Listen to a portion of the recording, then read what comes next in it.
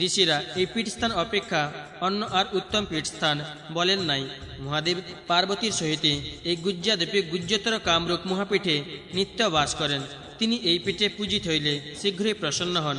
পার্বতীও এই স্থলে শিব ভক্তকে অনুগ্রহ করেন ও পরমেশ্বর ভক্ত দিগের অভিলাষ পূর্ণ করেন। এক্ষণে পীঠের বিষয় আরও কিছু বলি, তোমরা দুইজনে শ্রবণ করো। করতোয়া নদী ইহার পশ্চাৎ ভাগে বিরাজিত, দৈর্ঘ্যে 30 যোজন। ইহা ত্রিকোণ কৃষ্ণবর্ণ প্রভূত পর্বত বেষ্টিত। ইহার চতুর্দিকে শত শত নদী প্রবাহিত হইতেছে। কাম হর কোপানলে দগ্ধ হইয়া আবার মহাদেবের অনুগ্রহে এই পীঠে আসিয়া রূপ ধারণ করেন। এই নিমিত্ত তদবধি এই পীঠ কামরূপ নামে অভিহিত হইলেন। এই পীঠের বায়ুকোণে ও নৈরত্য কোণে এবং কোণের মধ্যদেশে আর ঈশান কোণে অগ্নিকোণে এই উভয়ের মধ্যস্থলে মহাদেব এই জল ও স্থলেশীয় সুন্দর আশ্রম প্রস্তুত করিয়া পার্বতী সহিত পরম সুখে নিত্য বাস করেন। পীঠের মধ্যস্থলে দেবীর গৃহ, এখানেও শঙ্কর অবস্থান করেন। অত্রত্য নীলাক্ষ পর্বতে পার্বতী বাস করেন। ঈশান কোণস্থিত নাটকশৈলে মহাদেবের সুন্দর আশ্রম আছে, তথা শিব ও শিবা উভয়ে বাস করেন। এই পীঠের অনেক স্থানে হরগৌরীর আর অনেক প্রাচীন আশ্রম আছে। হর পার্বতীর এইরূপ পীঠস্থান আর কোথাও নাই। হে সদাশয়, মহাদেব আরাধনা করিবার তোমাদিগের সেইটি উপযুক্ত স্থল। অতএব সেই স্থলে গিয়া মনের সহিত মহাদেবের উপাসনা কর। তখন বেতাল ও ভৈরব কহিলেন, হে মুনে, আমরা কামরূপে গমন করিব এবং যে নাটক শৈলে শঙ্কর শঙ্করীর সহিত সর্বদা বাস করেন সেই পর্বতে আমরা ভূত বাবন ভবানীপতির আরাধনা করিব। দ্বিজোত্তম কি প্রণালীতে শিবের আরাধনা করিতে হইবে তাহা আমাদিগকে বলুন, এবং কোন মন্ত্র দ্বারা তাহার অর্চনা করিলে তিনি শীঘ্র প্রসন্ন হন তাহাও শুনিতে ইচ্ছা করি। হে মহাভাগ, আমাদিগের প্রতি যদি আপনার অনুগ্রহ থাকে তবে বলুন। ঋষি কহিলেন, হে নরসত্যম, তোমরা নাটকাচলে গমন কর। তথায় মহাদেব দুর্গার সহিত বাস করিতেছেন। ব্রহ্মার পুত্র বশিষ্ঠ ঋষি সন্ধ্যা পর্বতে মহাদেবকে আরাধনা করেন। তোমরা তাহার নিকট গমন কর। তাহাকে জিজ্ঞাসা করিলে তিনি তোমাদিগকে তদুপযোগী স্বরহস্য মন্ত্র বলিয়া দিবেন। হে বিরাগ্রগণ্য, এখন আমি তপবন যাত্রা করি, তোমরা আমাকে পরিত্যাগ করো, আর আমার সময় ক্ষেপ করা উচিত নয়। তখন মহাত্মা কপোতমুনি এই সকল কথা বলিয়া অরণ্যে গমন করিলেন। বেতাল ও ভৈরব কপোত ঋষিকে প্রণাম করিয়া নিজ গৃহে গমন করিলেন। অনন্তর মহামতি বেতাল ও ভৈরব একটি শুভদিন দেখিয়া দীক্ষিত হইলেন। পরে পিতা মাতা ভ্রাতা বন্ধু বান্ধব ইহাদের নিকট অনুমতি লইয়া তপস্যার নিমিত্ত গৃহ হইতে কামরূপে গমন করিলেন। এই সময় হর পার্বতী বেতাল ভৈরবকে তপস্যার নিমিত্ত গৃহ হইতে বহির্গত দেখিয়া তখন ইন্দ্রাদি দেবতাগণকে অনুনয়পূর্বক এই কথা বলিলেন, হে দেবগণ, সম্প্রতি আমার পুত্রদ্বয় আমার উপাসনার নিমিত্ত তদ্গত চিত্ত হইয়া কামরূপে গমন করিতেছেন। অতএব হে ত্রিদশ বৃন্দ, বেতাল ও ভৈরব আমার এই পুত্র দুইটিকে তপশ্চরণাধিকারী করিয়া পরে গানপত্য প্রয়োগের নিমিত্ত সংস্কারে বিধান কর। ইহারা এই শরীরেই গানপত্য প্রাপ্ত হইবে। তপ বলে ইহাদের দেহ মানুষ ভাব পরিত্যাগপূর্বক যেরূপে দেবভাবাপন্ন হয় তদ্বিষয়ে উপায় আমি করিব। তখন ভগবতীর সহিত ভগবান এই কথা বলিয়া স্নেহ নিবন্ধন আকাশ মার্গের দ্বারা কামরূপ গমনকারী পুত্রদের পশ্চাৎ পশ্চাৎ গমন করিলেন। তখন ইন্দ্রাদি দেবগণ দিকপাল সকল ও আরো অপর লোক মহাদেবকে পুত্রদ্বয়ের পশ্চাৎগামী দেখিয়া তাহারা সকলে মহাদেবের অনুগামী হইলেন। অনন্তর যখন বেতাল ও ভৈরব গঙ্গা সদৃশ দৃশ্যদ্যুতি নদী প্রাপ্ত হইলেন, তখন কৃষ্ণসার চর্ম পরিধান করিয়া যোগী বেশ ধারণ করিলেন। অনন্তর তখন পশুপতি পালিত যোগীরূপধারী বেতাল ভৈরব দেবতা দিগের সহিত কামরূপে গমন করিলেন। কামরূপে উপস্থিত হইয়া করতোয়া নদী জলে আচমন করিয়া পরে নন্দীকুণ্ডে স্নান ও আচমন পূর্বক জটোদ্ভবা নদীতে যাইলেন। তথাও আচমনাদি করিয়া নন্দীকুণ্ড সমীপস্থ জল্পী নাশক দেবতার বন্দনা করিয়া নাটক শৈলে গমন করিলেন। তথায় মহাদেবকে প্রণাম করিয়া কপোতমুনির বাক্য স্মরণ হইলে শিব উপাসনায় নিয়ম জানিবার নিমিত্ত যে ভাগে সন্ধ্যাচল আছে সেই দক্ষিণ দিকে গমন করিলেন। সেইখানে বশিষ্ঠ কর্তৃক আনিতে কান্তা নদী রহিয়াছে। সেই নদীর তীরে ছায়া প্রধান বৃক্ষ লতাদিতে পরিপূর্ণ একটি বৃহৎ পর্বত। ব্রহ্মার মানসপুত্র বশিষ্ঠ এই পর্বতে বসিয়া সন্ধ্যা করিয়াছিলেন বলে দেবতারা তাহার নাম সন্ধ্যাচল রাখিয়াছেন। এইখানে চাইয়া তাহারা শিব পূজা পরায়ণা ধ্যানাসক্ত চিত্ত মূর্তিমান অগ্নি স্বরূপ বশিষ্ঠ ঋষিকে প্রণাম করিয়া তাহার সম্মুখে অবনত মস্তকে বদ্ধাঞ্জলি হইয়া স্তুতিবাদ করিতে লাগিলেন এবং তাহারা প্রণত হইয়া একথাও বলিলেন যে, হে সুব্রত, আমরা রাজা চন্দ্রশেখরের তারাবতী নামক স্ত্রীর গর্ভে উৎপন্ন হইয়াছি। আমাদিগকে মহাদেবের মানুষ পুত্র বলিয়া বিবেচনা করিবেন। মহাদেবের আরাধনা করতে অভিলাষ করিয়াছি। যদি আপনি আমাদের বাঞ্ছিত কার্যসিদ্ধির নিমিত্ত অনুগ্রহ করেন। তখন যোগেশ্বর বশিষ্ঠ ঋষি বেতাল ভৈরবের বাক্য শ্রবণ করিয়া এই কথা বলিলেন, তোমরা যে মহাদেবের পুত্র তাহা আমি নিঃসন্দেহে জানিতাম, এবং হে নরসত্তম, এই ক্ষণে তোমার দিগের কর্তব্য কর্ম মহাদেবের উপাসনা। হে অরিন্দম, এ বিষয়ে আমার কি করিতে হইবে তাহা তোমরা বলো, এবং মহাদেবের উপাসনা নিমিত্ত যেটি তোমাদিগের প্রয়োজন তাহা সিদ্ধ হইয়াছে বলিয়া বিদিত হও। বেতাল ভৈরব বলিলেন, যে মন্ত্র দ্বারা পূজিত হইলে মহাদেব আমাদের দুইজনের প্রতি অবিলম্বে পরিতুষ্ট হইবেন, হে মুনে তাহা ই বলুন। আর কোন তন্ত্র অবলম্বন করিব, সে তন্ত্রে অনুষ্ঠান ক্রম ইবা কিরূপ, এই সকল বিষয়ের উপদেশ দিন। আর হে মুনি শ্রেষ্ঠ, যে সদুপদেশে ভবদাশ্রিত আমরা দুইজন মহাদেবকে পাইতে পারি, আমাদিগকে সেইরূপ উপদেশ করুন। বশিষ্ঠ বলিলেন, আশুতোষ ও ভগবতী উভয়ে তোমার দিগের প্রতি প্রসন্ন আছেন। আর এ বিষয়ে তিনি স্বয়ং অনুরাগ প্রকাশ করিলেন, যেহেতু তিনি সস্ত্রীক হইয়া সকল দেবগণের সহিত তোমাদিগের রক্ষাপূর্বক স্বর্গ হইতে আকাশ মার্গের দ্বারা এইখানে আসিয়াছেন। কিন্তু তোমরা মনুষ্য, ব্রতানুষ্ঠানে তোমাদের সংস্কারে বিধান হইলে তখন স্বয়ং মহাদেব তোমাদিগকে গণেশত্ব লাভ করাইয়া কৈলাসে লইয়া যাইবেন। হে পার্বতীনন্দন, তোমরা যে উপায়ে অনতি বিলম্বে মহাদেবকে পাইবে তদ্বিষয়ে উপদেশ প্রদান করি। তোমরা একাগ্র হইয়া তাহা শ্রবণ কর। মহাদেব ধ্যানে বিলম্বে প্রসন্ন হন, ধ্যান ও পূজা বিবিধ অনুষ্ঠানে আশু প্রসন্ন হন। অতএব সম্প্রতি যথার্থরূপে ধ্যান ও পূজা প্রকরণ বলি।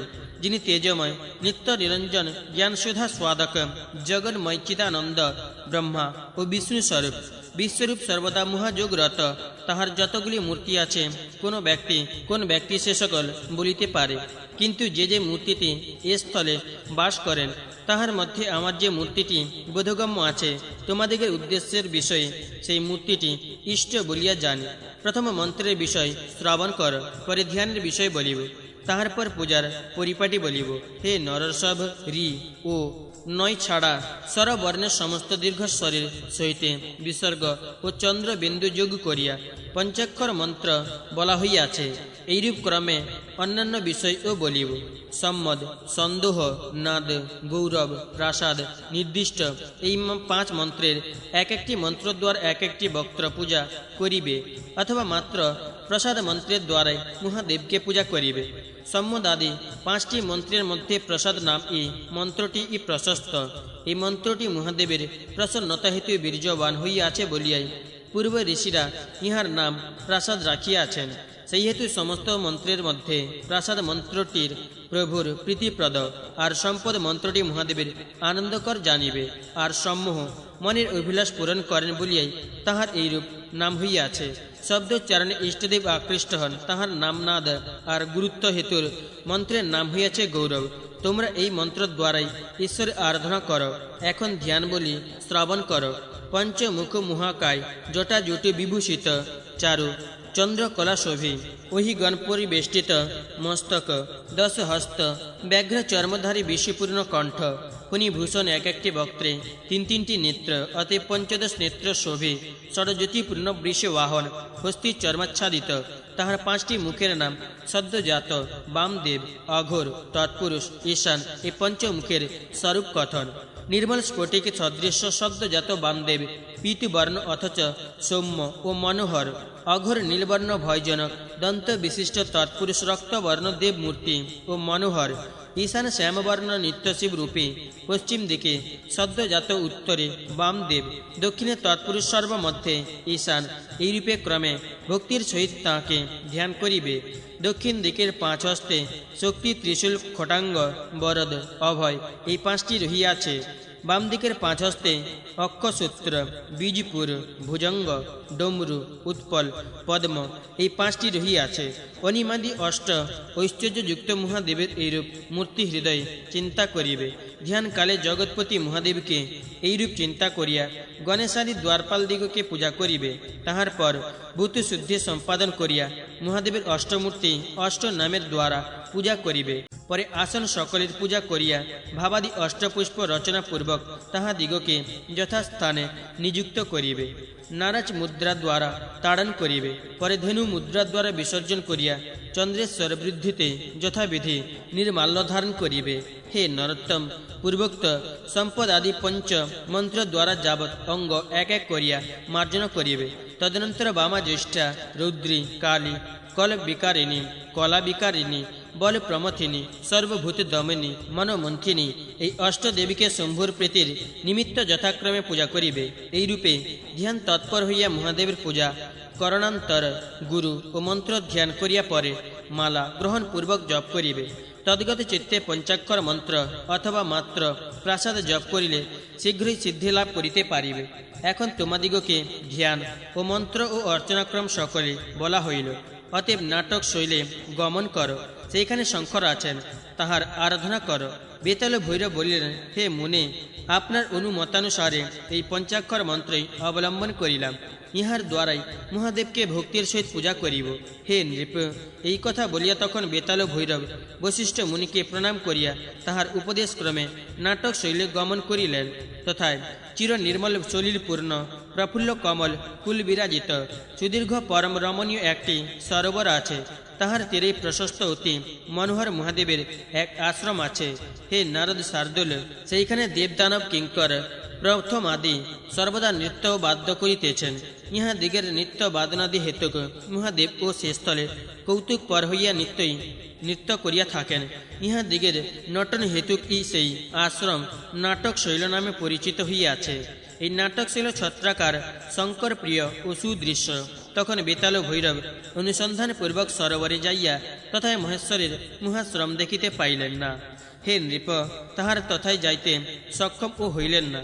তদনন্তর মহাদেবকে প্রণাম করিয়া সেই সরোবরের তীরে তৎক্ষণাৎ একটি সুন্দর স্থণ্ডিল ব্রতানুষ্ঠানের ভূমি প্রস্তুত করিয়া বশিষ্ঠের উপদেশানুসারে বেতাল ভৈরব হরপ সনায় নিযুক্ত হইলেন।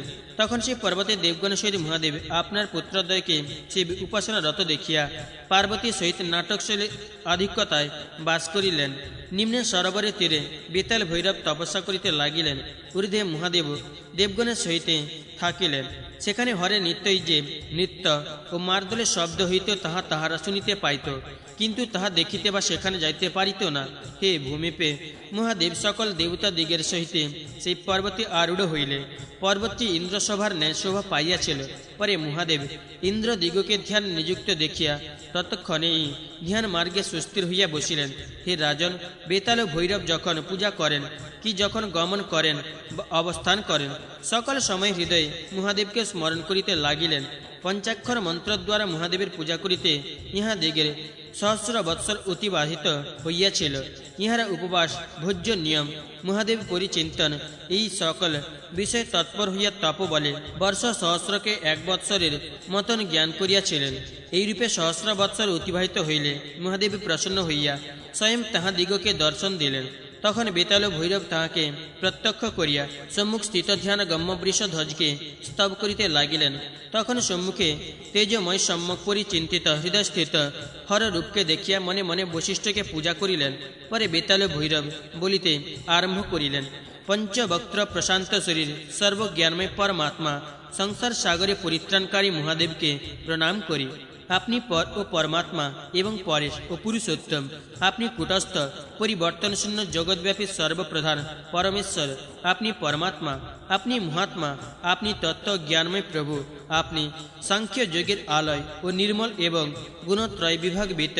আপনি নিত্য, আপনি অনিত্য, আপনি জগৎকর্তা, আপনি জগৎ সংহারক। আপনি এক হইয়া অনেকের স্বরূপ। আপনি নিষ্ক্রিয় ও জগন্ময়।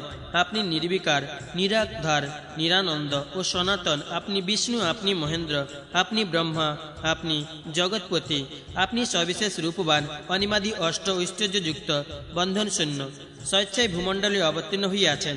আপনি সর্ববিদিত ও সর্বসংহারক এবং দুর্গেয়, আপনি যজ্ঞেশ্বর ও জ্ঞান মার্গ অনুসারী, আপনি সামান্য ধবল বর্ণগিরির ন্যায় ফণীন্দ্র বেষ্টিত ও অমৃত ভোগ পরায়ণ, আপনি সূক্ষ্ম অথচ অব্যয়, তত্ত্বজ্ঞানীদিগের দর্পচূর্ণকারী, আপনি দেবদেব ও সকল দেবতাদের আশ্রয়, আপনি প্রলয়কালেও অপরিত্যক্ত দেহ ও পুরাত্মা দিগের হৃদয়ে বাস করেন, আপনি মহান ও নিত্য, আপনি বর্ধিষ্ণু অথচ উগ্র এবং মহাত্মা পুরুষ, আপনি একাদশ ইন্দ্রিয়ের চালনায় বিশেষ অভিজ্ঞ, আপনি প্রভুর প্রভু, এই জন্য সকল বস্তুর জন্মহেতু মুনিগণের গতিকারক, এই পরম যোগী দিগেরও প্রাপ্য, আপনি পৃথিবী পালক এবং অনন্ত রূপে অনন্ত শরীর ধারণ করেন, আপনি বিশ্বরূপা, আপনার প্রপঞ্চ বহুতর, আপনি জ্ঞানামৃতের ধার সম্পাদক পূর্ণচন্দ্র, মহা অন্ধকারের উজ্জ্বল প্রদীপে ভক্ত পুত্রদিগের পরম পিতা আপন ইচ্ছায় পঞ্চানন রূপ ধারণ করিয়াছেন, আপনি যাবৎ লোকের প্রথম সন্তা উপদেশক, আপনি সূর্য ও বন্যী এবং সর্বপাপমুক্ত, আপনি ব্রহ্মার রূপ ধারণ করিয়া সৃষ্টি করিতেছেন ও বিষ্ণু রূপে পালন করিতেছেন, রুদ্র রূপ সংহার মূর্তি অবলম্বন করিয়া বিনাশ করিতেছেন। অতএব এই জগতে আপনার তুল্য অন্য বস্তু নাই, আপনি চন্দ্র, আপনি সূর্য, আপনি অনিল, অনল, জল ও ক্ষেতি, আপনি আকাশ, আপনি যজ্ঞস্থলীয় হোতা যজমান, আপনার এই অষ্ট মূর্তির জন্য আর কিছুই নাই, আপনি অনন্ত মূর্তি। কিন্তু কয়েকটি মূর্তির প্রধানত্ব নিবন্ধন জগতে এই অষ্টমূর্তিরই কথা বলিয়া থাকে। আপনি ত্রম্বক, আপনি ত্রিপুরারি, আপনি শম্ভু ঈশ সমন ও বিধাতা, আপনি সহস্রবাহু, হিরণ্যবাহু, আপনি সহস্রমূর্তি কিন্তু সম্প্রতি পঞ্চবক্ত্র, আপনি প্রভূত নেত্র হইলেও ত্রিনেত্র এবং প্রভূত বাহু হইলেও 10 বাহু, আপনি ঐশ্বর্যশালী, প্রচুর ভোগী ও মিতভোগযুক্ত, আপনি ভোগ্য বস্তুর অনুগত কিন্তু তাহাতে অনাসক্ত, আপনি নিত্য নিত্যা স্বরূপ এবং নিত্যধাম স্বরূপ, আপনি পরম তত্ত্ব স্বরূপ এবং শিবাত্মা, আপনাকে নমস্কার। ব্রহ্মা ও বিষ্ণু আপনার স্বরূপের অন্ত প্রাপ্ত হন নাই। হে বৃষধ্বজ, আমরা আর আপনাকে কি স্তব করিব? দেবগণ ও দানবেরা যাহার স্বরূপ জানিতে পারেন নাই, আমরা বালক হইয়া দেবাদি দুর্লভ পরমেশ্বর আপনাকে কিরূপে স্তব করিব? হে বৃষধ্বজ, হে দেবেশ, আমরা মাত্র ভক্তির সহিত আপনাকে প্রণাম করিতেছি। হে গৌরীশ, পূর্ণবার আপনি আমাদিগের বারবার প্রণাম গ্রহণ করুন। পূর্ব কহিলেন, হে রাজেন্দ্র, মহাদেব মহাত্মা বেতাল ও ভৈরব কর্তৃকে এইরূপে স্তুত হইলে তখন তিনি প্রসন্ন হইয়া তাহাদিগকে কহিলেন, হে বৎস, আমি তোমাদিগের প্রতি সন্তুষ্ট হইয়াছি, তোমরা বাঞ্ছিত বর প্রার্থনা করো, তোমাদিগকে বর প্রদান করিব। হে বৎস, আমি তপব্রত, স্তুতি, ইন্দ্রিয় নিগ্রহ, সর্বদা নির্জন ধ্যান, এই সকলের দ্বারা সম্যক প্রসন্ন হইয়াছি, তোমাদিগের অভিলাষ পূর্ণ করিব। বেতাল ও ভৈরব কহিলেন, হে বৃষবাহন, যদ্যপি আপনি আমাদিগের প্রতি সত্ত্বে পরিতুষ্ট হইয়া থাকেন, আর যদি আমরা আপনার বাস্তবিক পুত্রই হই, তবে আপনি আমাদিগকে অভিলষিত বর প্রদান করুন। আপনি আমাদিগের জগদীশ্বর পিতা, যেরূপে পুত্রভাবে আমরা আপনার সর্বদা অনুগত থাকিতে পারি, সেই রূপ বর আমাদিগকে প্রদান করুন। আমরা রাজ্যাভিলাষ করি না, ধন বা অন্য কিছুই চাহি না। হে বৃষধ্বজ, কেবল তদ্গত ভক্তিতে আপনার সেবা করিতে ইচ্ছা করি। আপনি প্রসন্ন হইলে আপনার শ্রী পাদপদ্ম দ্বন্দ্বে আমাদিগের নয়নদ্বয় সর্বদা ভ্রমর স্বভাবত্ব প্রাপ্ত হোক। আপনার ধ্যান, আপনার অর্চন, এই সকল কর্মের দ্বারা আমাদিগের কোটি কোটি কল্প সম্যক রূপে অতিবাহিত হোক। তখন মহাদেব সকল দেবগণের সহিত হাসিতে হাসিতে বেতাল ও ভৈরবের বাক্য শ্রবণ করিয়া তাহাদিগকে দেবত্ব প্রদান করিলেন। ইন্দ্রের সম্মতিতে স্বর্গ হইতে অমৃত আনিয়া শঙ্কর তাহাদিগকে পান করাইলেন। তখন তাহারা দুইজন অমৃত পান করিয়া শিব শক্তির দ্বারা মনুষ্যত্ব পরিত্যাগ করত অমরত্ব লাভ করিলেন। সেই সময় বলশালী স্বয়ং বেতাল ও ভৈরব দৈব শক্তি, দৈব জ্ঞান, দৈব রূপ লাভ করিলেন। মহাদেব তখন অভিন্ন রূপে দেবত্ব প্রাপ্ত আনন্দযুক্ত পুত্রদ্বয়কে বলিলেন, আমি তোমাদের প্রতি তুষ্ট হইয়াছি। যদি আমার প্রদৌ ইষ্ট ইচ্ছা কর, তাহা হইলে আমার দ্বৈতা ঈশ্বরী আদ্যাশক্তির সেবা কর। আমি তদ্বিত রেখে অব্য ইষ্টফল দিতে পারিব না। অতএব হে বৎস, তাহার আরাধনার নিমিত্ত তাহাকে আশ্রয় কর, যাহাতে শীঘ্র তিনি প্রীতিলাভ করিতে পারেন, যেখানে সেখানে থাকিয়া তাহার উপাসনা করিতে পারো। 51তম অধ্যায় সমাপ্ত। 52তম অধ্যায় প্রারম্ভ। মন্ত্র উপদেশ আরম্ভ। পূর্ব কহিলেন, মহাদেব এইরূপ উপদেশ দিলে। তখন বেতাল ভৈরব হর্ষোৎফুল্ল লোচনে ব্যোমকেশকে কহিলেন, হে ভগবান, আমরা পার্বতীর ধ্যান মন্ত্র অর্চন ক্রম কিছুই জানি না, কিরূপে তাঁকে আরাধনা করিব তদ্বিষয়ে সম্যক উপদেশ দিউন। ভগবান কহিলেন, হে বৎস, আমি মহামায়ার বিধি মন্ত্র ও কল্প সকলে তোমাদিগকে যথার্থ রূপে উপদেশ দিতেছি, তাহাতে তোমাদিগের সকল সিদ্ধ হইবে। পূর্ব কহিলেন, হে নরপতে, এই কথা বলিয়া মহাদেব তখন মহামায়ার ধ্যান মন্ত্র এবং বিধি তাহাদিগকে উত্তম রূপে বলিলেন। মহাদেব পার্বতী পূজার পঞ্চালিখিত অষ্টাদশ পটলের দ্বারা নির্ণয়পূর্বক বিধি কল্প রচনা করিয়াছেন। সগর রাজা কহিলেন, পূর্বে শঙ্কর কিরূপ মন্ত্র বেতাল ও ভৈরবকে কহিয়াছিলেন, যে মন্ত্র দ্বারা মহামায়াকে আরাধনা করিয়া তাহারা গণেশত্ব লাভ করেন, আমি সেই কল্প সেই মন্ত্র সম্পূর্ণরূপে শ্রবণ করিতে উৎসুক হইয়াছি। অষ্টাদশ পটলের দ্বারা মহাদেব যে মন্ত্র ও যে কল্প গ্রহণ করিয়াছেন। পূর্ব কহিলেন, হে নৃপোত্তম, মহাদেব যে সকল মন্ত্রাদির বিষয় বলিয়াছেন তাহা অতি বিস্তৃত, সম্পূর্ণ বলিতে গেলে অনেক সময় লাগিবে। অতএব সেই সকলের সারভাগ উদ্ধৃত করিয়া বলি, শ্রাবণ কর। যখন বেতাল ও ভৈরব পার্বতী মন্ত্র জিজ্ঞাসা করিলেন, তখন মহাদেব কহিলেন, তোমরা পার্বতী মন্ত্র পার্বতী কল্প শ্রবণ কর। ভগবান কহিলেন, আমি মহামায়া বৈষ্ণবীর মহৎ বৎসদায়ক গুজ্জ হইতে অতি গুজ্জতম অষ্টাক্ষর মন্ত্র বলিতেছি, তাহা শ্রবণ কর। এই বৈষ্ণবী মন্ত্রের ঋষি নারদ, দেবতা, শম্ভু, ছন্দ, অনুষ্টুপ এবং সর্ব অর্থ সাধনার্থ ইহার প্রয়োগ হয়। হন্তান্ত, মান্ত, নান্ত, নান্ত, কৈকেক দশ, আদি ষষ্ঠ, খান্ত, বিষ্ণু ইহা বামাবর্তে পাঠ করিবে। অ ক চ ট ত প জ স এই মন্ত্র হয়। এই অষ্টাক্ষর দ্বারা এই মন্ত্র নিষ্পন্ন হয়।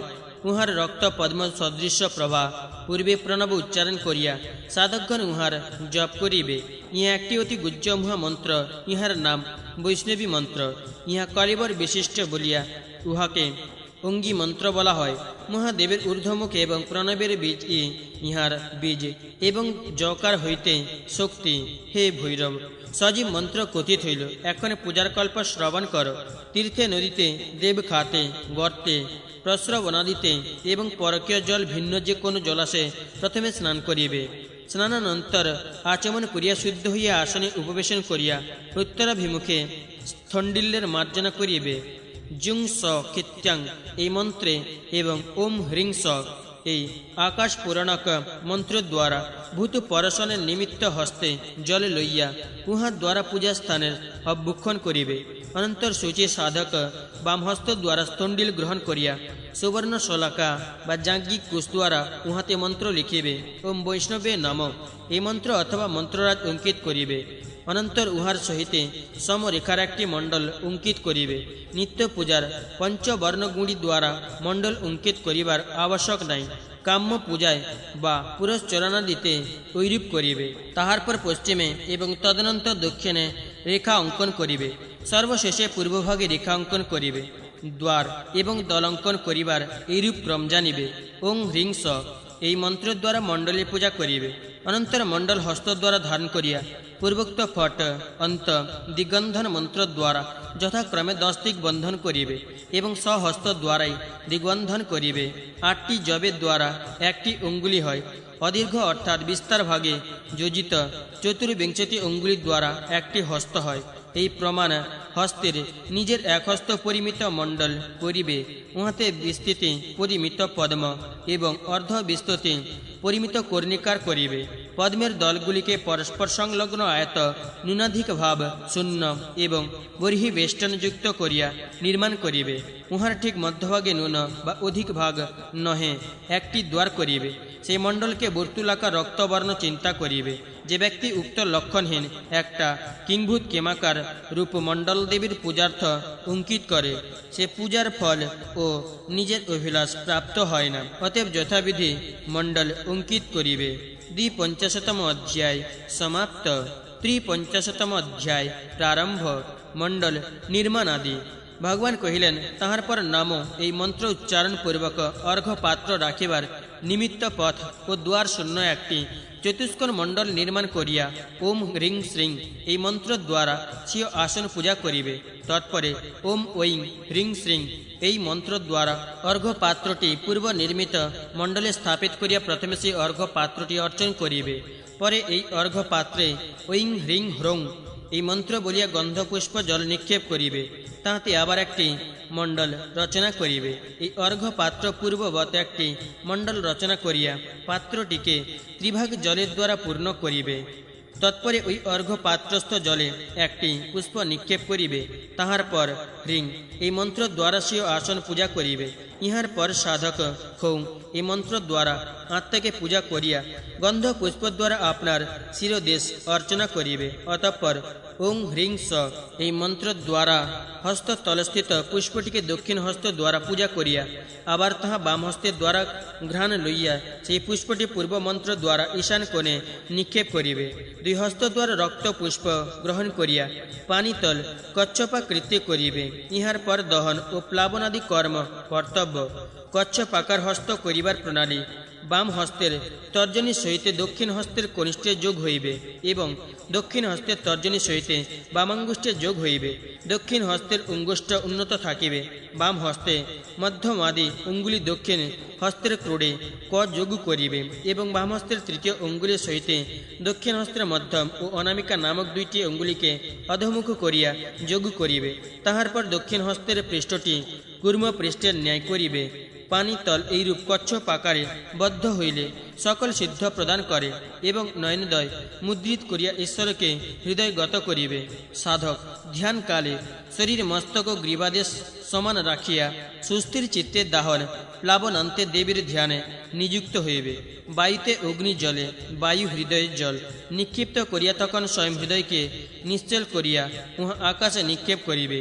ওং হুং ফট এই মন্ত্র দ্বারা মস্তকের ব্রহ্মরন্ধ্রভেদ করিয়া পরে শব্দের সহিত জীবকে আকাশে স্থাপন করিবে। চন্দ্রবিন্দুর সহিত বায়ু অগ্নি যম শত্রু ও বরুণের বীজের দ্বারা চিত্তশুদ্ধির নিমিত্ত যথাক্রমে শোষণ পূরণ অমৃত সিঞ্চন ইত্যাদি কর্ম সকল কর্তব্য। তাহার পর দেবী বীজের দ্বারা সুবর্ণাকার ব্রহ্মাণ্ডকে ওম ঐং হ্রিং শ্রীং এই মন্ত্র দ্বারা দ্বিধা বিভক্ত করিবে। ওই অণ্ডের ঊর্ধ্বভাগের দ্বারা আকাশ ও স্বর্গ মনের দ্বারা সৃষ্ট করিয়া অপর শেষ ভাগের দ্বারা পৃথিবী ও পাতাল সৃষ্টি করিতে হইবে। ইহাতে অন্যান্য বস্তু ও সপ্তদ্বীপা পৃথিবী চিন্তা করিবে। এই সপ্তদ্বীপা পৃথিবীতে আবার ইক্ষু সাগরে মধ্যস্থিত স্বর্ণদ্বীপে চিন্তা করিবে। সেই স্বর্ণদ্বীপের মধ্যে আবার সর্বদা মন্দাকিনী জলে স্খালিত রত্ন মণ্ডপ স্থিত সুন্দর রত্ন পর্যঙ্ক বিরাজ করিতেছে। এই রত্ন পর্যঙ্কে একটি প্রফুল্ল কাঞ্চন পদ্ম সর্বদা রহিয়াছে এবং ইহার স্বর্ণমালাকৃতি মৃণাল সপ্ত পাতালগামী এবং পদ্মটি পৃথিবী হইতে ব্রহ্মলোক পর্যন্ত স্পর্শ করিতেছে। ইহার কেশরের বর্ণ কাঞ্চন বর্ণ সদৃশ্য এইরূপ চিন্তা করিতে হইবে। এই কাঞ্চন পদ্মস্থিত মহামায়াকে একাগ্র চিত্তে ধ্যান করিতে হইবে। সোনু পুষ্পের ন্যায় রক্তবর্ণ কেশ পাশ পৃষ্ঠে দুদুল্যমান কর্ণদ্বয় রত্নখচিত চঞ্চল কাঞ্চনময় কুণ্ডল শোভা পাইতেছে। মস্তকে রত্নখচিত হিরণ্যময় কিরীটে রহিয়াছে। তিনি শুক্ল কৃষ্ণ রক্তবর্ণ মিশ্রিত তিনটি নেত্র দ্বারা অতিশয় মনোজ্ঞ হইয়াছেন। তাহার কপলদ্বয় নবশশধর সদৃশ নয়ন চঞ্চল ও বিশাল দন্তপঙ্ক্তি পরিপুষ্ট দাড়িমি বীজি সদৃশ ভ্রুযুগল পরম সুন্দর পরিধেয় বসন খানির বর্ণ বন্ধুক পুষ্পের ন্যায় নাসিকা শিরিষ পুষ্প সদৃশ গ্রীবা দেশে শঙ্খ সদৃশ প্রভাসূর্য কোটি সদৃশ। তিনি চতুর্ভুজা সুবসনা পিনোন্নত পয়োধরা। তাহার দক্ষিণ দিকের ঊর্ধ্ব হস্তে খড়গ নিম্ন হস্তে সিদ্ধসূত্রক বাম হস্তের দ্বারা অভয় বরপ্রদায়িনী। তাহার গম্ভীর নাভি ও মধ্যদেশ যথাক্রমে ক্ষীণ হইয়া আসিয়াছে। তিনি মনোহরা অতিশয় নম্র স্বভাবা।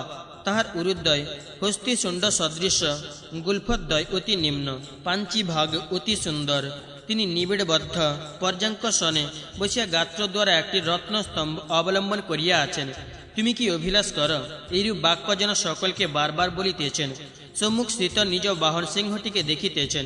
তিনি মুক্তামালা স্বর্ণ ও রত্নহার এবং কঙ্কন আদি হস্তভূষণ ও অন্যান্য যাবতীয় অলঙ্কারের দ্বারা সমুজ্জ্বল মুখখানি হাস্যযুক্ত, তিনি সূর্যকোটি সদৃশ সমুজ্জ্বল সর্বলক্ষণাক্রান্ত নবযৌবন সম্পন্ন সর্বাঙ্গ সুন্দরী অম্বিকার এইরূপ ধ্যান করিয়া ওম নম ফট এই মন্ত্র দ্বারা কূর্ম মুদ্রিত হস্তস্থিত পুষ্পটি মস্তকে দিয়া দেবীর সহিত আপনাকে অভিন্ন চিন্তা করিবে। অনন্তর যথাক্রমে অঙ্গন্যাস ও করন্যাস করিবে। প্রধান মূলি আকার প্রভৃতি দীর্ঘস্বর ও বিন্দু যোজনা করিয়া তদন্তে নম স্বাহা ইত্যাদি অঙ্গজ মন্ত্র যথাযথ উচ্চারণ পূর্বক অঙ্গ প্রণব দিয়া ওম আং নম ওং ঐং শিরসে স্বাহা ইত্যাদি মন্ত্র দ্বারা যথাক্রমে উক্ত ন্যাসদ্বয় কর্তব্য। এই সমস্ত মন্ত্র রক্তবর্ণ এবং মনোহর পঞ্চ অঙ্গুলি ন্যাসের পরে অঙ্গুষ্ঠাদি কনিষ্ঠান্ত সমস্ত করতল ঘোরাইয়া করতলদ্বয় যোগে অঙ্গুলি প্রান্তভাগ দ্বারা ফট উচ্চারণ পূর্বক ন্যাস করিবে। হৃদয় মস্তক শিখা কবচে এবং নয়ন ত্রয়ে পূর্বোক্ত ক্রমে অর্থাৎ ওম আং হৃদয়ায় নম ইত্যাদি মন্ত্র দ্বারা ন্যাস করিবে। পরে ঐরূপ করতলে ন্যাস করত কর্তব্য। অনন্তর চক্ষু পৃষ্ঠ উদর বাহু যুগল হস্ত পদযুগল জঙ্ঘাদ্বয় এবং জঘনদ্বয় যথাক্রমে মূল মন্ত্রে অন্তর্গত 8টি অক্ষর ওমকার স্মরণ করত ন্যাস করিবে। এইরূপে শরীর শুদ্ধি ভূত প্রসারণ ও মনোনিবেশ করিয়া মনুষ্যগণ সতত পূজা করিতে অধিকারী হয়, নতুবা পূজা করিতে অধিকারী হইবে না। 53তম অধ্যায় সমাপ্ত। 54তম অধ্যায় প্রারম্ভ। পূজা পারিপাট্য। ভগবান কহিলেন, তাহার পর সেই অর্ঘ্য পাত্রে সেই মন্ত্র অষ্টবাক্য আবৃত করিয়া জপ করিবে। পরে সেই জল দ্বারা পুষ্পাদি সকল ও আপনার মণ্ডল আসন ও পূজোপকরণ স্বয়ং অভ্যুক্ষিত করিবে। ওং ঐং হ্রিং শ্রীং এই মন্ত্র দ্বারা অস্ফুট স্বরে দ্বারপাল ও দেবীর আসনগুলি পূজা করিবে। নন্দী ভৃঙ্গি মহাকাল গণেশ দ্বারপাল ইহাদিগকে উত্তরাদিক্রমে এবং আধার শক্তি হইতে হেমাদ্রি পর্যন্ত মধ্যক্রমে পূজা করিবে। হে ভৈরব, সর্বতন্ত্রের পূজা প্রকরণ প্রসিদ্ধ 10 দিকপাল ধর্ম ও অধর্ম ইত্যাদি গ্রহগণ মণ্ডলের অগ্নিকোণ হইতে পূজা করিবে। তাহার পর সূর্য, অগ্নি, চন্দ্র, পবন ও সকল মণ্ডল পদ্ম, সত্য, রজ, তম যোগীপীঠে গুরুপদ শারদাদি ভদ্র পীঠে ইহাদিগকে সাঙ্গপাঙ্গরূপে পূজা করিবে। তাহার পর ব্রহ্মাণ্ড স্বর্ণডিম্ব ব্রহ্মা বিষ্ণু মহেশ্বর সকল সমুদ্র সপ্তদ্বীপ সব মণ্ডল স্বর্ণদ্বীপ ও পর্যাঙ্ক রক্ত পদ্ম রত্নস্তম্ভ সিংহ এই সকলের পূজা মণ্ডল মধ্যে অবশ্য করিবে। হ্রিং এই মন্ত্র দ্বারা পূর্বোক্ত নিয়মে হস্তকর্ম পৃষ্ঠাকারে বদ্ধ করিয়া পূর্বোক্ত মন্ত্রপুত আসনে সমাসীন হইয়া দেবীকে পূর্ববৎ পূজা করিবে। তাহার পর হৃদি পদ্মে স্বর্ণদ্বীপ ও উত্তম পর্যাঙ্ক খানি চিন্তা করিবে। অনন্ত তাহাকে যেন প্রত্যক্ষ করিতেছি এইরূপভাবে একাগ্র চিত্তে দেবীকে স্মরণ করিবে। ইহার পর 16 প্রকার উপচার দ্রব্যে হৃদয়স্থ দেবীকে মনে মনে পূজা করিবে। হে ভৈরব, তাহার পর বায়ু বীজের দ্বারা নাসিকায় দক্ষিণ পুট দ্বারা বায়ু নিঃসরণ করিয়া সেই কুর্ম মুদ্রাবদ্ধ হস্ত হইতে দেবীকে পদ্ম মধ্যে স্থাপন করিবে। যাবৎকালে না স্থাপন হইবে তাবৎকাল হস্তবন্ধন ত্যাগ করিবে না। কুর্ম মুদ্রাবদ্ধ হস্ত যদি পুষ্প বিযুক্ত করিয়া উপাসনা করা হয়, তাহা হইলে গন্ধর্ব সেই পূজার ফল প্রাপ্ত হন, পূজক তাহা প্রাপ্ত হন না। তাহার পর মহামায়াবে বিদ্মহে চণ্ডিকাयै ধীমহি ধিয়ো ইয়ো ন প্রচোদয়াৎ এই গায়ত্রী দ্বারা আহ্বান করিবে।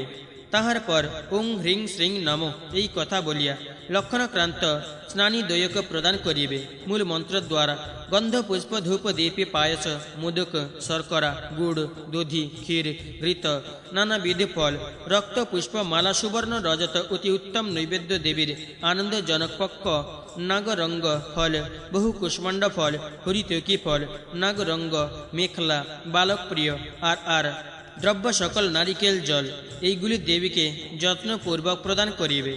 দেবীকে রক্ত বর্ণ কৌশীয় বস্ত্র দিবে, কখনো নীল বর্ণের বস্ত্র দিবে না। বকুল নাগকেশর কুন্দ মন্দার বজ্র ধনুহি পুষ্প অথবা তিল পুষ্পে করবীর কুরুণ্ঠ ঝিণ্ঠ অর্ক পুষ্প আকন্দ শালমলি শিমুল সুকোমল দুর্বাঙ্কুর কুসুমঞ্জুরি কুশ বন্ধুক পদ্ম বিল্বপত্র রক্ত পদ্ম এই সকল বস্তু দেবীর প্রিয়। হে ভৈরব, পুষ্পের মধ্যে বন্ধুক কুন্দ বকুল বিল্বপত্র এইগুলি বিশেষ প্রিয়। দ্রব্যের মধ্যে পায়স ও মোদক বিশেষ প্রীতিকর। যে ব্যক্তি সহস্র বকুল বন্ধুক করবীর কুন্দ পুষ্পের মালা দেবীকে প্রদান করেন, সে ব্যক্তি সকল অভিষ্ট কামনা লাভ করিয়া আমার লোকে শিবলোকে আগমন পূর্বক আনন্দ ভোগ করেন। কালিয়ক যুক্ত চন্দন ও কুমকুম এই দুইটি বস্তু লেপন দ্রব্যের মধ্যে শ্রেষ্ঠ, অতএব দেবীকে ইহা যত্নপূর্বক দেবে। কর্পূর, কুসুম্ভ পুষ্প, সুগন্ধ, মৃগ নাভি, কালীয় গন্ধ দ্রব্যের মধ্যে এইগুলি দেবীর প্রীতিকর। তীব্র গন্ধি যক্ষ ধূপ, ধুনা, সুগোল, পিণ্ড, ধূপ, অগুরু, সিন্ধুবার এই সকল ধূপ দেবীর অভিলষিত। অঙ্গরাগের মধ্যে সিন্ধু দেবীর আমোদজনক মধু মাংসযুক্ত সুগন্ধিশালী তণ্ডুল উৎপন্ন অপুক, পিষ্টক, পায়স, ক্ষীর ও ভোজন দ্রব্যগুলি দেবীর পক্ষে প্রশস্ত। সকর্পূর, রত্নোদক, পিণ্ডিতক, ময়না, কুমার, বরুণ, রোচন এই সকলে পুষ্প মিশ্রিত জলদেবী স্নানীয়। দ্বীপের মধ্যে ঘৃতি প্রদীপ সুপ্রশস্ত। এই সকল দ্রব্য দেবীকে প্রদান করিয়া পরে মূলমন্ত্র দ্বারা পুষ্পাঞ্জলি ত্রয় উত্তম রূপে প্রদান করিবে। ইত্যবসরে কামেশ্বরী, বিন্ধকন্দর, বাসিনী, গুপ্ত দুর্গা, মাতঙ্গী, ললিতা, দুর্গা, শিশিদ্ধিদ, ভৈরবী, বল প্রমথিনী, চণ্ডী, চণ্ডগ্রা, চণ্ডনায়িকা, চণ্ডা, উগ্রচণ্ডা, কোটিশ্বরী, দীর্ঘিকা, উগ্রা, ভীমা, শিবা, শান্তা, জয়ন্তী, কালিকা, মঙ্গলা, ভদ্রকালী, শিবা, ধাত্রী, কপালিনী, স্বাহা, স্বধা, অপর্ণা, পঞ্চপুষ্করিণী, সর্বভূতদৌমিনী, মনুপ্রত সহকারিণী এই সকল দেবীকে পূজা করিয়া হৃদয়, মস্তক, শিখা, কবচ, নেত্র, বাহু, চরণ মন্ত্র দ্বারা এই সকল অঙ্গ পূজা করিবে। মূলমন্ত্রের প্রথম 3 অক্ষরের দ্বারা প্রথমোক্ত অঙ্গের পূজা কর্তব্য, পরে মন্ত্রের এক একটি অক্ষর বাড়াইয়া পরপর এক একটি অঙ্গ পূজা করিবে। সিদ্ধ সূত্র খড়গ মূল মন্ত্র দ্বারা পূজা করিবে। তাহার পর পদ্মের অষ্টদলে অষ্টযোগিনী পূজা করিবে। পূর্বাদি চতুর্দিকে শৈলপুত্রী, চণ্ড ঘণ্টা, স্কন্ধ মাতা ও কাল রাত্রির পূজা করিবে। অগ্নিকোণাদি চতুষ্কোণে চণ্ডিকা, কুষ্মাণ্ডী, কাত্যায়নী ও মহাগৌরী এই দেবী কয়েকটিকে পূজা করিবে। পদ্ম মধ্যে মহামায়াং নমামি ও মূল মন্ত্র দ্বারা মহামায়া অর্চনা করিবে। ইহার পর বলিদান। হে ভৈরব, যে সময় এইরূপ কল্পাদিক্রমে কামদেবী পূজিত হন, তখন তিনি স্বয়ং মণ্ডলে আসিয়া ভক্তের দেহ পদার্থ গ্রহণ করেন এবং ভক্তের অভিলাষ সম্মুখ পূরণ করেন। 54তম অধ্যায় সমাপ্ত। 55তম অধ্যায় প্রারম্ভ। বলিদান। ভগবান বলিলেন, তাহার পর দেবীর প্রমোদজনক বলি প্রদান করিবে। কেননা শাস্ত্রে উক্ত হইয়াছে, সাধক মোদক দ্বারা গণপতিকে, ঘৃত দ্বারা হরিকে, নিয়মিত গীত বাদ্য দ্বারা শঙ্করকে এবং বলিদান দ্বারা চণ্ডিকাকে সর্বদা সন্তুষ্ট করিবে। পক্ষী, কচ্ছপ, কুম্ভীর, নবপ্রকার মৃগ যথা বরাহ, ছাগল, মহিষ, গোধা, শশক, বায়স, চমর, কৃষ্ণসার, শস্য এবং সিংহ, মৎস্য, সগাত্র, রুধির এবং ইহাদিগের অভাবে হয় এবং হস্তি এই 8 প্রকার বলি শাস্ত্রে নির্দিষ্ট হইয়াছে।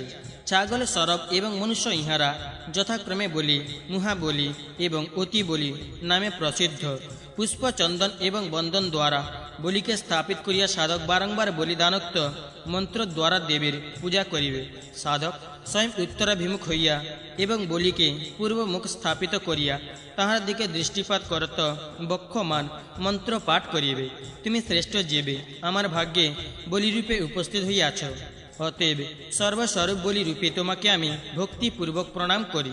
হে বলে, তুমি চণ্ডিকার প্রতি উৎপাদন করিয়া দাতার আপদ সকল বিনাশ করো। বৈষ্ণবীর বলিরূপে তোমাকে নমস্কার। ব্রহ্মা স্বয়ং যজ্ঞের নিমিত্ত সকল প্রকার বলির সৃষ্টি করিয়াছেন। এই নিমিত্ত আমি তোমাকে বধ করি। এই জন্যে যজ্ঞে পশুবধ হিংসার মধ্যে গণ্য নয়। হে ভৈরব, এই বলিকে কামরূপে চিন্তা করিয়া ওম ঐং হ্রিং শ্রিং এই মন্ত্র দ্বারা তাহার মস্তকে পুষ্প দান করিবে। তাহার পর দেবীর উদ্দেশ্যে আপনার কামনা নির্দেশ করিয়া বলিকে অভিষিক্ত করিয়া করবালের পূজা করিবে। হে খড়গ, তুমি চণ্ডিকার রচনা স্বরূপ এবং সুরলোকের সাধক। এই বলিয়া ধ্যান করিয়া ওম ঐং হ্রিং শ্রিং এই মন্ত্র দ্বারা খড়গকে পূজা করিবে। তাহার পর কালরাত্রি স্বরূপ উগ্রমূর্তি, রক্তাস্য, রক্তনয়ন, রক্তমাল্য, নিনুলেপন, রক্তবস্ত্রধর, পাশহস্ত, সকুটস্থ, রুধির পাই, মাংসভোজী, কৃষ্ণবর্ণ, পিনাকি পানি ও পূজা করিবে। হে খড়গ, তোমার নাম অসি, বিশেষণ, তীক্ষ্ণধার, দুরাসদ, ত্রিগর্ভ, বিজয় এবং ধর্মপাল। তোমাকে নমস্কার করি। তাহার পর আং হ্রিং ফট এই মন্ত্র দ্বারা খড়গকে পূজা করিয়া সেই বিমল খড়গ গ্রহণ করিয়া বলিচ্ছেদ করিবে। তাহার পর ছিন্ন বলি রুধির, জল, সৈন্ধব, সুস্বাদু ফল, মুগ্ধ, গন্ধ ও পুষ্পের দ্বারা সুবাসিত করিয়া ওম ঐং হ্রিং শ্রীং কৌশিকী এই রুধির দ্বারা প্রীতি লাভ কর।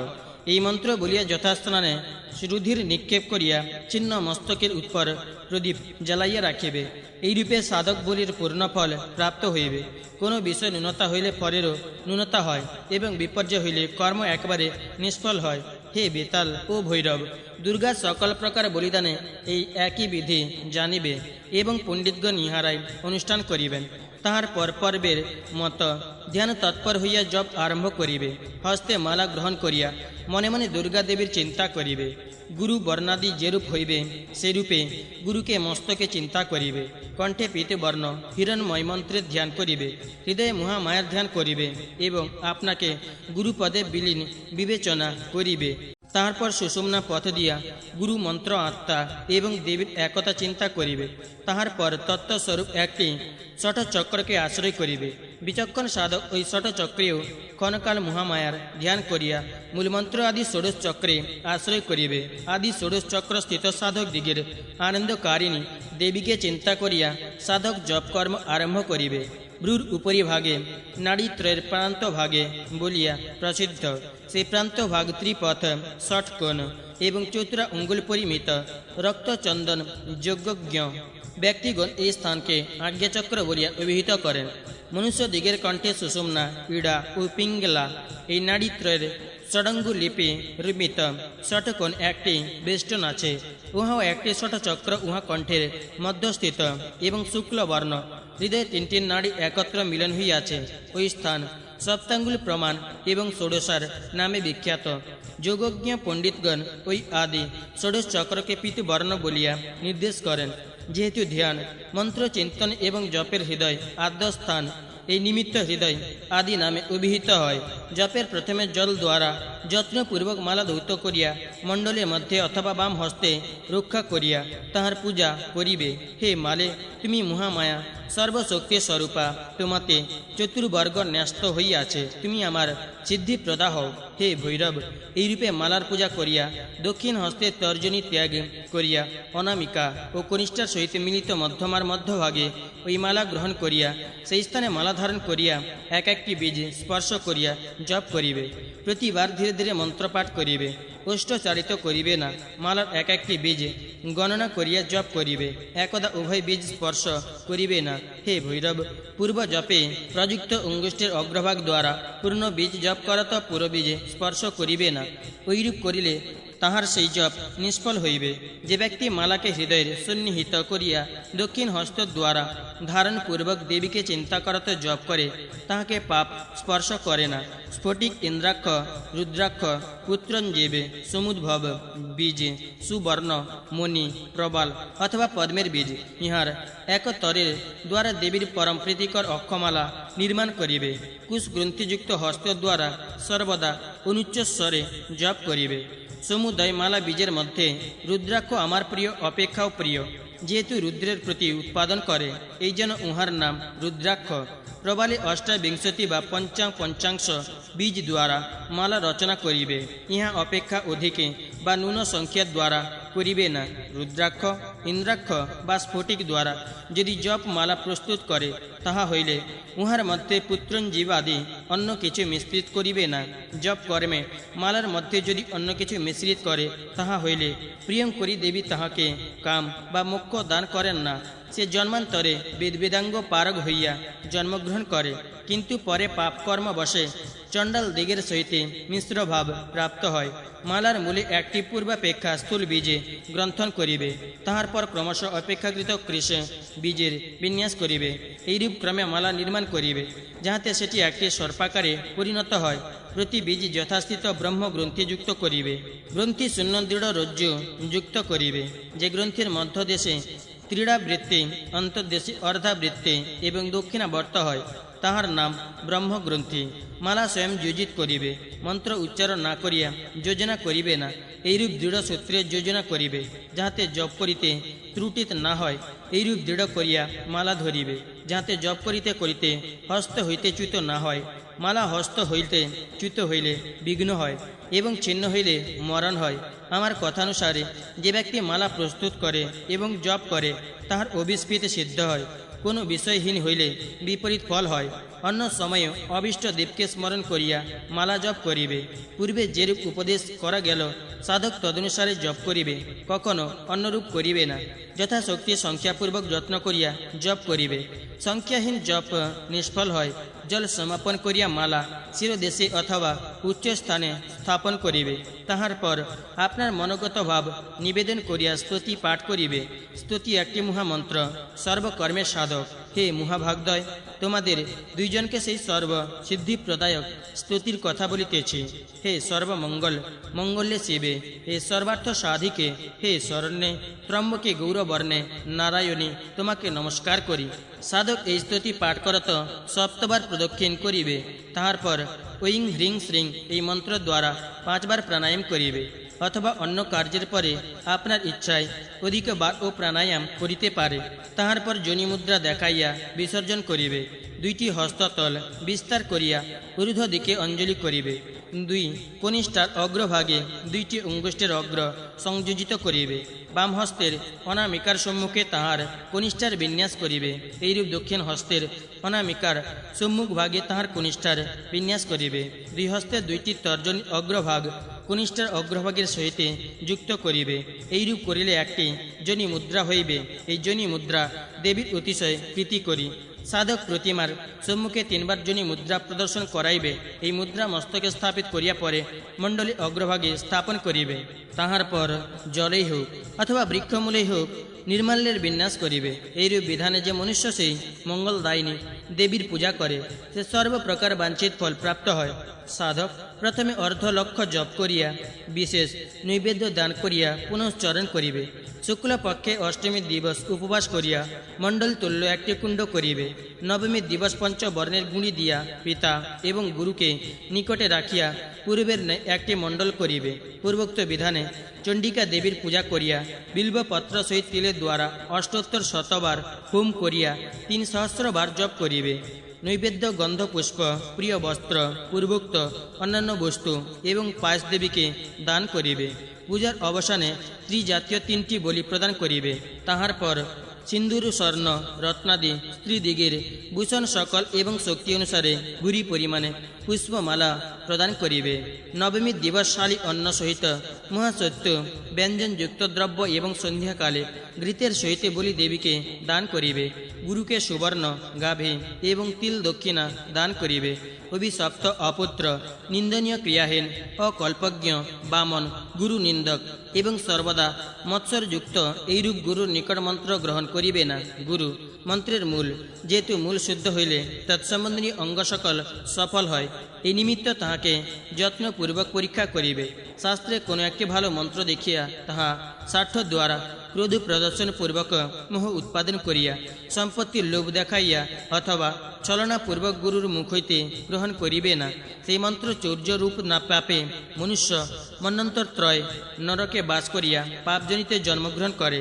যেমন নিবিড় অরণ্যে মধ্যে সুশস্যের বীজ বপন অনুচিত, সেইরূপ শঠ ক্রূর মূর্খ ছলনাকারী অভক্ত এবং দূষিত ব্যক্তিকে মন্ত্র দ্বারা দান করা উচিত নয়। পুনশ্চরণপূর্বক 1 লক্ষ বার মন্ত্র জপ করিলে অবিষ্ট সিদ্ধ হয়, কারণ পুনশ্চরণ কার্য দ্বারা সকল পাপ বিনষ্ট হয়। হে নরশ্রেষ্ঠদ্বয়, প্রতিদিন ত্রিসন্ধ্যা বীজ সংপুট করিয়া 2 লক্ষ বার মন্ত্র জপ করিলে মনুষ্য কবি বাগ্মী পণ্ডিত এবং যশস্বী হয়। হে সাধকদ্বয়, ইহার পর সাধক দিগের শ্রেষ্ঠ পূজা স্থান শ্রবণ কর। যে মনুষ্য যে কোনো রূপ নির্জন স্থানে পূজা করে দেবী স্বয়ং তাহার দত্ত পত্র পুষ্প ফল এবং জল গ্রহণ করেন। পূজা বিষয় শিলা স্থণ্ডিল এবং নির্জন স্থান সর্বাপেক্ষা প্রশস্ত এবং সকল প্রকার জপের মধ্যে উপাংশ জপ এ সর্বপ্রধান বলিয়া পরিকীর্তিত হইয়াছে। অশুচি মনুষ্য কদাপি মহামায়ার পূজা করিবে না, কিন্তু তাহার অন্তরে যদি ভক্তি থাকে তবে অবশ্য মন্ত্রের স্মরণ করিতে পারে। দন্ত হইতে রক্ত নির্গত হইলে স্মরণ নিষিদ্ধ। এই অবস্থা কোনো প্রকার মন্ত্রের স্মরণ করিলেই নরকে গতি হয়। জানুর ঊর্ধ্বে ক্ষত হইলে কখনো নিত্য কর্ম অনুষ্ঠান করিবে না। জানুর অধদেশে যদি রক্তস্রাব হয় তাহা হইলে নৈমিত্তিক কর্মের অনুষ্ঠান করিবে না। ক্ষৌর কর্ম বা মৈথুনে লোম বা কেশ হইতে রক্ত বিগলিত হইলে, ধূমোদ্গার অর্থাৎ চোঁয়া ঢেকুর উঠিলে বা বমন হইলে নিত্য কর্ম সকল পরিত্যাগ করিবে। কোনো দ্রব্য ভোজন করিয়া অজীর্ণ হইলে অথবা কোনো বস্তু ভোজন করিয়া মনুষ্য নিত্যকর্ম করিবে না। জননা শৌচ বা মরণা শৌচ হইলেও নিত্য কর্মে পরিত্যাগ করিবে। হে নরশ্রেষ্ঠ, পত্র পুষ্প এবং তাম্বুল যাহা ঔষধ রূপে পরিকল্পিত হইয়াছে, সেই ঔষধ ভিন্ন যে কোনো দ্রব্য ফল অথবা জল ও ভোজন করিয়া কোনো নিত্য বা নৈমিত্তিক কর্মের অনুষ্ঠান করিবে না। জলৌকা, গুড়পাদ, কৃমি এবং গণ্ডু পদাদি জীবকে ইচ্ছাপূর্বক হস্ত দ্বারা স্পর্শ করিলে নিত্য কর্মের অধিকার থাকে না। বিশেষ মৃত পিতৃক মনুষ্য 1 বৎসর পর্যন্ত শিব পূজা এবং দুর্গা দেবীর মানসিক হইলে 1 বৎসর যাবৎ কোনো কর্ম অনুষ্ঠান করিবে না। ঋতুতে কর্তব্যযজ্ঞ, ব্রহ্মযজ্ঞ, শ্রাদ্ধ এবং কোনো প্রকার দেবকার্য ও করিবে না। হে ভৈরব, গুরু নিন্দা করিলে, সহস্তে ব্রাহ্মণকে প্রহার করিলে এবং রেতে পাত করিলে নিত্য কর্ম সকলে অনুষ্ঠান করিবে না।